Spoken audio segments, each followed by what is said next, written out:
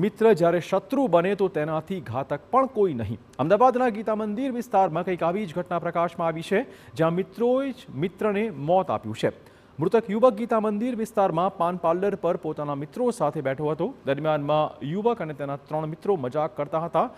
મજાકમાં વાત વણસી ગઈ અને મિત્રો વચ્ચે ઝઘડો શરૂ થયો। ઉશ્કેરાયેલા આરોપી જયેશે અસ્ત્ર વડે યુવક કેતનનું ગળું કાપી નાખ્યું।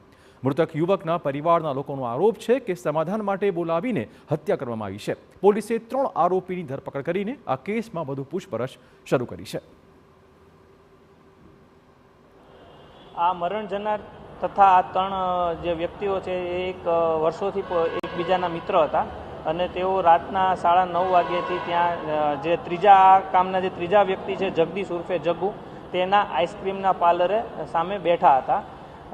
શરૂઆતમાં મસ્તી કરતા અંદર એ મસ્તીનું સ્વરૂપ ઉગ્ર લેવાનું ઝઘડો થયેલો। ઝઘડો ઉગ્ર સ્વરૂપમાં લેવાતા આ કામના જે પ્રથમ વ્યક્તિ છે જયેશ ઉર્ફે જેકો રમેશભાઈ ઝાલા તેઓએ પોતાના પાસે રહેલ અસ્ત્રનો ઉપયોગ કરીને તે ઝઘડાના સ્વરૂપે કેતન ઉર્ફે મોદી જગદીશભાઈ ગોહિલને ગળા ઉપર મારી દીધેલ। કહેવત છે કે પહેલો સગો પાડોશી, પરંતુ ખંભાળિયાની વાત કે જ્યાં પાડોશીએ